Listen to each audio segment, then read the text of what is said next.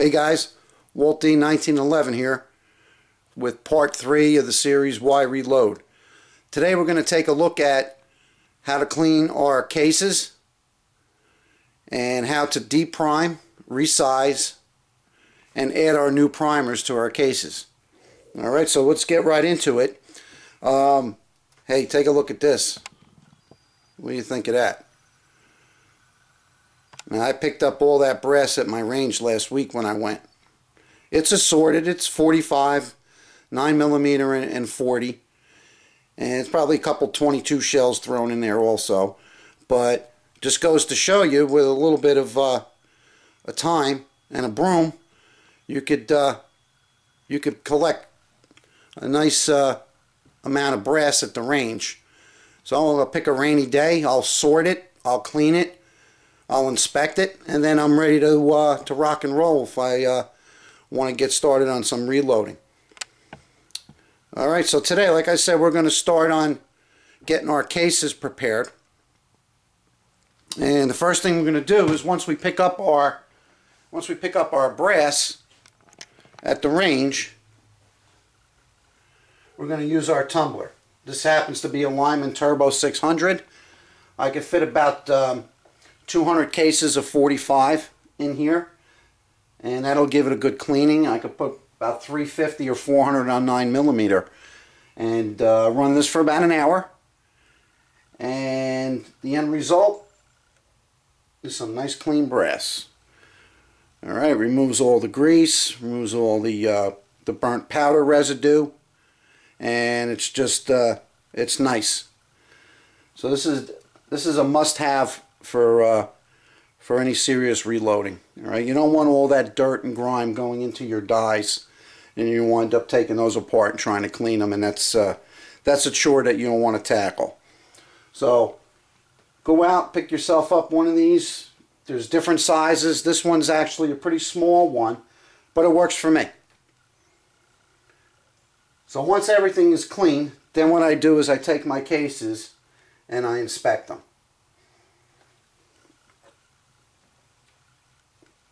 So this is what I'm looking for. This is a 45 case that's got a nice ding in it. You could see that. Now that could be from an extractor on a pistol. It could have hit an object before it hit the floor. Who knows? But with the volume of cases that I pick up at the range, when I see something like this, I just discard it. And basically what I do is I'll get a little plastic bag and I'll bring it back to the range with me and throw it into their recycling bin. And this way it's not sitting in the in a landfill somewhere. Now here's another case that's damaged, and as you can see, it's in pretty bad shape. Right, it's dented on the case mouth. It's got a little hairline fracture in it, which you probably can't see on the camera. But again, somebody could have stepped on this at the range. So again, this will go on my discard pile. So these are the kind of things that you want to take a little extra time, and you want to inspect your cases so that you have good quality ammunition. You're spending the time to do this, you're spending the money to do it. Make sure that number one, you're safe and you're not using any damaged cases. Plus the end result is that you got a nice quantity of quality reloads. Okay, next step, we're going to use our press here. Alright, we're going to take our die. This is our resizing and decapping die. As you can see, it's got a small protruding pin here. This pin is what's going to knock out your old primer. Now, to get these set into your press, it's not all that difficult. First thing we do, we take our shell holder, which comes with your dies, and let's place it into the press. Just pull your handle up a little bit. It'll slide right into here and snap into place. You can hear that. Alright, so the basic premise of these dies and getting them set correctly is that you want the bottom of the die to just barely touch your shell plate. So what you do is you just screw this down into your press.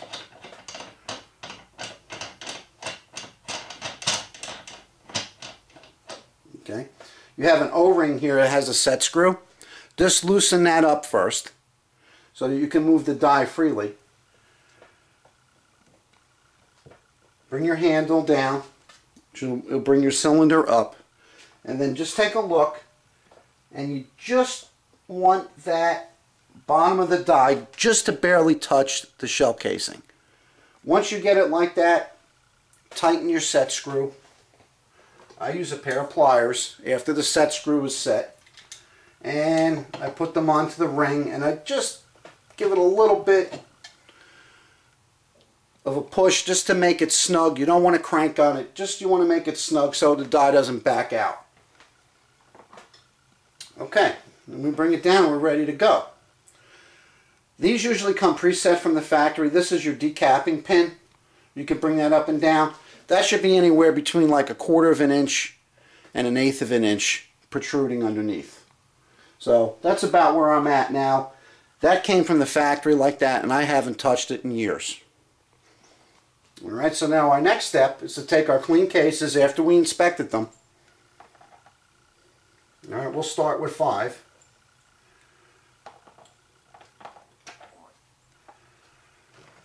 I'm going to use my safety glasses because we're going to have some metal flying around, possibly, and you want to definitely protect your eyes. I'm going to place my inspected shell casing into my shell holder. I'm going to bring it up into the die, and you're going to hear the old primer pop out and fall into the tray. Then normally what I would do is I'd take a spare tray like this, once it's decapped and resized, and I'm going to look inside the primer pocket. Alright, if it's got a lot of carbon buildup in there, what I'm going to do is I'm going to take my little cleaning brush, and this is called a primer pocket cleaner, and basically what you're going to do is you're just going to put that in there, and these are different sizes. You can get them for 45, 9mm, whatever you're reloading, and you just give it a quick twist. Now I have a nice clean primer pocket. That's going to ensure I have a good seating with my new primers. So then I'm just going to throw it into my extra bin. I'm going to put the next shell in. I'm going to bring it up. Look at my primer pocket. That one's not bad. I'm going to throw it in there. And I'm just going to continually repeat this process. And, you know, I allot myself some time. Say I want to do an hour out here. I figure, okay, I could probably do a couple 100 rounds of this in an hour. Okay? So now that that's set, all right, so you got your cases all done. Your next process is going to be putting a new primer in. What I use is a Lee priming tool, which you could purchase. There's numerous places, and I will put a little list on the bottom of this video where just some suggestions of where you can buy some of these components. I happen to have this Lee priming tool probably for about, I don't know, 20 years. It's worked for me. It's never broken. I've never had an issue with it. A lot of other companies will make these. I know Hornady makes one. I know Dillon makes one. Lyman makes one. Again, the list is endless. Any of the major manufacturers of components will come up with some kind of a priming tool. You could also place, you know, your shell casings back in here and do your primer. This press happened to come with a priming tool which fit into here. But the problem with that, it's very time consuming, and you have to handle one primer at a time. So you have to do it individually. Alright, I've dropped them on the floor. It didn't make sense to me. Once somebody suggested, one of my buddies suggested I try this. So once I've tried this, I never went back to using the press to prime my cases. So it's very simple. Alright, we have 5 cases here. What you're going to do is you remove your top plastic container, and this tray has got some lands and grooves in it. I'm going to slide my primers out, and I usually do 50 at a time. But for today, I'm just going to use 5. And basically what I'm going to do is I'm going to dump them on the tray very carefully.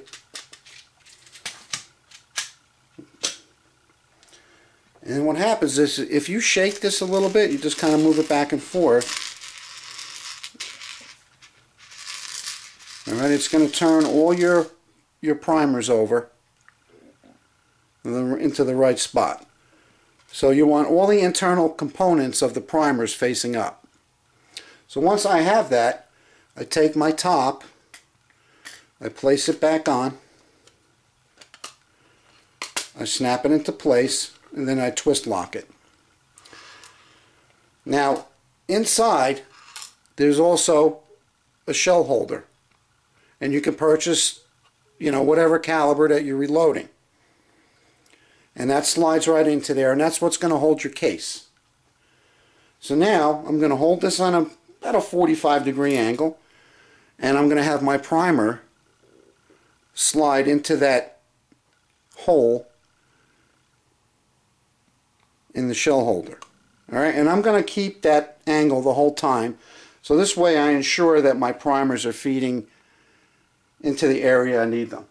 And basically what I'm going to do, I'm going to take an empty case, slide it into my shell holder, and you have sort of a squeeze cocking handle here. And all you do, and you don't have to put a lot of pressure, just squeeze it. You'll hear that snap. Slide it out, and my new primer is in place.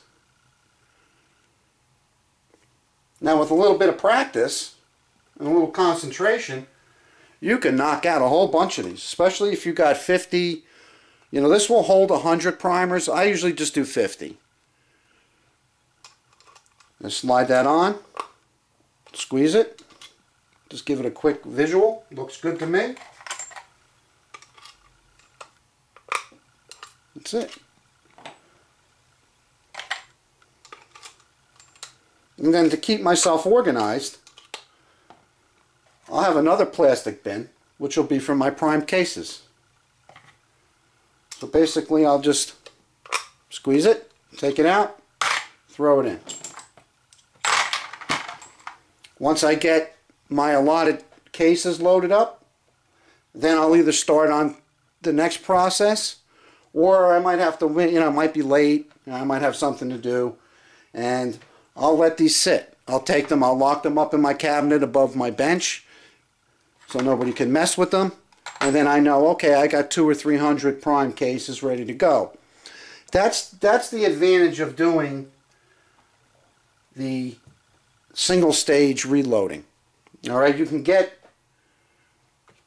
the turret press, or you can get a progressive press, and you can come out and you could sit down, and from start to finish you can do a couple hundred rounds in an hour or so. For me, I enjoy the single stage. I think it's great for a beginner. If you're mechanically inclined, you can go with the progressives, and start with that if you feel that's the best way for you. But for me, this being a hobby, I'm really never in a hurry to get my reloading done. So I just allot myself the proper amount of time, and I come out here and I do my thing. So again, I'm in no hurry when I'm reloading. It's just a hobby for me, and I've had this equipment for a long time, and it's more than paid for itself. So well, that's it for this section, folks. We'll do part 4, which is going to be, we're going to take our primed cases, Alright, we're going to put a slight bell on the top so the case will accept our new bullets. And then we're going to go in with our powder charge.